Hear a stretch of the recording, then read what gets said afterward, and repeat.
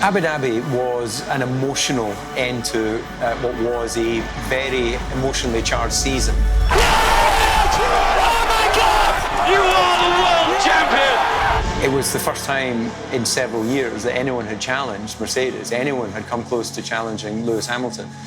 And what was one of the longer seasons in Formula One history gave us one of the shortest off seasons. Max having had very little time to have celebrated his title, and it all has to start again.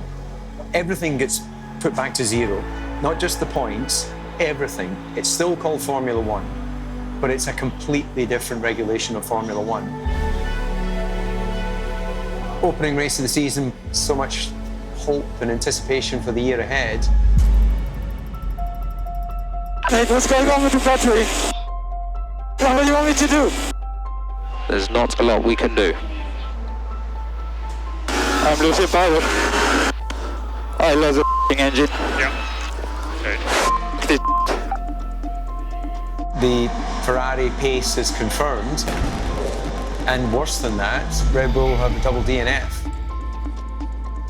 Couldn't be a worse start to a World Championship battle, or a defence actually in this case, than to find yourselves in that situation. And with limited time between that first race in Bahrain and the following races, this really called on the engineering team at Red Bull and the mechanics to not only locate the problem, but find the fix in short order before moving forward. And we're now in the cusp of what will be, I'm sure, a season-long battle for this world title.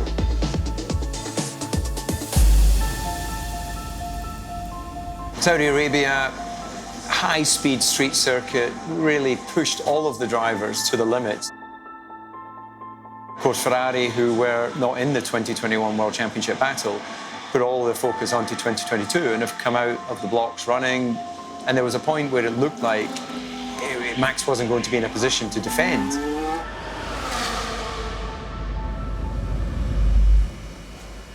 And then that all turned around.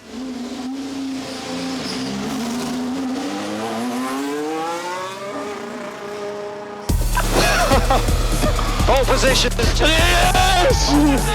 Yes! Well done. Yes! Hard work always pays off, man. It took me a couple of races to get my first pole, but it was worth it. I think the most difficult circuit of the calendar, you know, so to get pole here means I can get it anywhere. Neutralising the start of the season that we'd seen Ferrari have. The high on Saturday for Checo Perez getting pole position, and then Max out of position and fourth to suddenly finding himself winning the Grand Prix. So it was a big moment for Red Bull Racing and for Max to get that victory.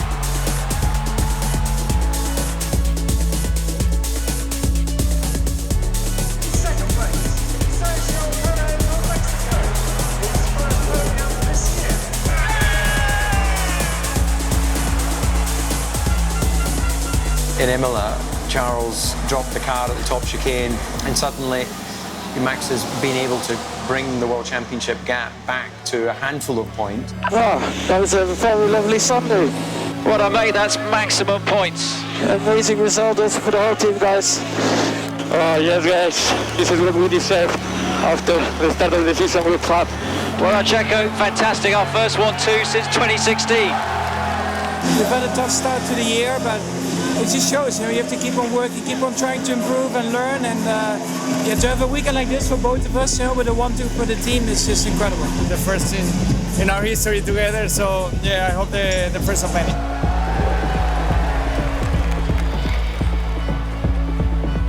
As the season's been building, we go to Miami. There's a who's who of famous people wanting to be there. And it was the perfect execution of a race for Max, taking control of the race, then finding himself behind Charles and getting the one opportunity really to make it stick, and passing down into turn one and to go on and get the victory. Checo building on a strong comeback to bring some good points for the team as well. It was just the right result at the right moment to continue this momentum of bringing this 22 championship back towards those two drivers.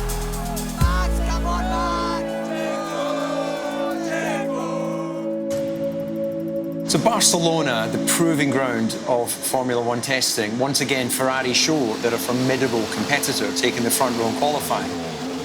But crucially, come race day, it's a 1-2 for Red Bull, and Max moves to the head of the World Championship for the first time.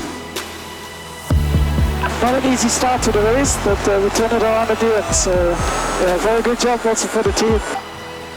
We had an incredible team result today, a lot of points gathered, and we are leading both championships now, so I think we can be very happy with that.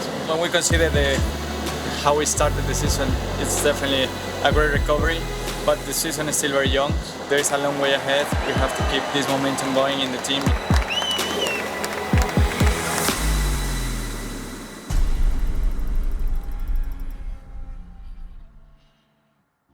On to Monte Carlo, and it's a cliche, but it is the jewel in the crown of the Formula One season. Once again, Ferrari, very quick in qualifying.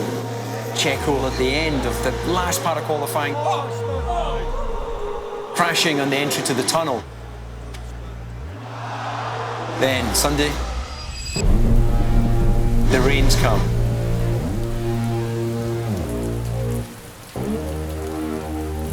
We know anything can happen in the rain, and this was the opportunity for the team.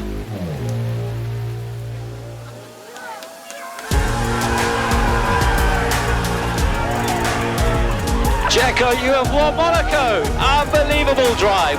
Oh, guys. This is us. Come on. Vamos. I'm not dreaming, right? Yeah, you done it. I've done so many times this moment, man. Monaco didn't just mean one of the most prestigious trophies in his trophy cabinet for Checo Perez, it also won him a 2-year extension to his Formula One contract. Thank you, guys. Thank you so much to everyone. So happy to be part of this team.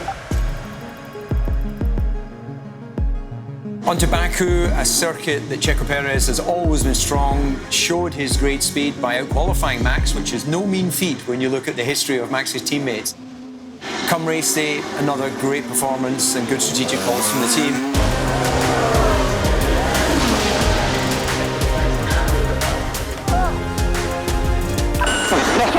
Was that a good race or was that a good race? You tell me. It was a 1-2 finish and moving Checo Perez up into second in the Drivers' Championship.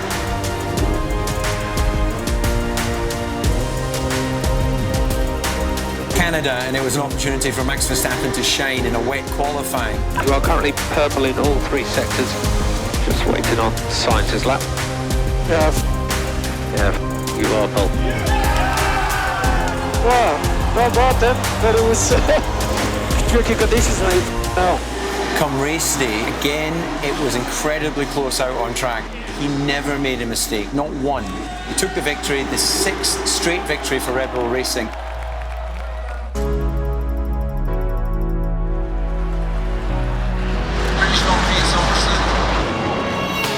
The comeback drive from Checo Perez from the back of the grid fought his way right through to finish second and be on the podium. That's a mega drive, Checo. Well done from the back of the grid with a nose change.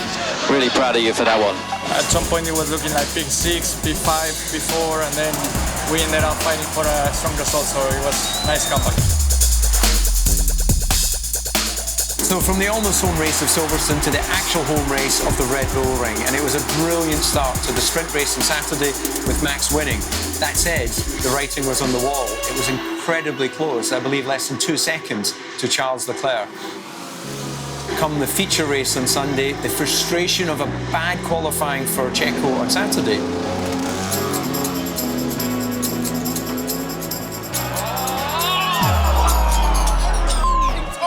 Saw him go out at the start of the Grand Prix with contact with the Mercedes. We've got a puncture, so box Checo. Stop in the box, switch off.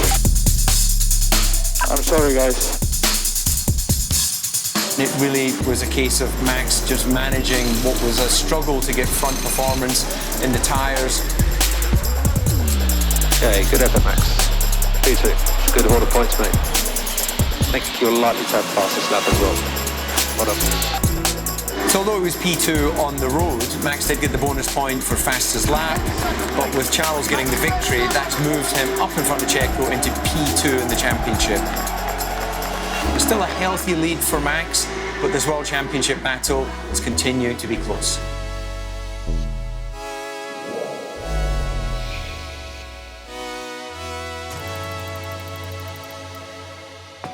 Home of Formula One racing. The very first Grand Prix, the Grand Prize, was held in France. It put the drivers back right within the heritage of the Grand Prix. Ferrari, once again, incredibly fast. Charles Leclerc finding his way to pole position. Teammate Carlos Sainz, looking like he's discovering some pace with this car, had some engine penalties. We then get into the race, and there's a maturity to Max's racing. He was looking at the bigger picture rather than the need to have track position right then. In the end, of course, Charles Leclerc made a mistake, put it into the barriers. Max then got on with the business of controlling the race beautifully to the checkered flag. And we see the strong form that's coming back from Mercedes, where George Russell, Lewis Hamilton, on the podium together for the first time. Is this now going to be a three-way battle rather than what's been a two-way battle? Final Grand Prix before the summer break, Budapest, we've seen that consistency is key. Building a world championship is so important to be carrying that momentum into the summer break. No ball. Fail Alpha 8, A8 if you can. No, for f***'s sake! Terrible qualifying situation for the team. It looked pretty gloomy sitting on the grid, not only with the clouds overhead, but starting 10th and 11th place. Surely in a track where overtaking is very difficult, this was going to be a lean point result for the team. But never underestimate Max Verstappen, never underestimate Red Bull Racing.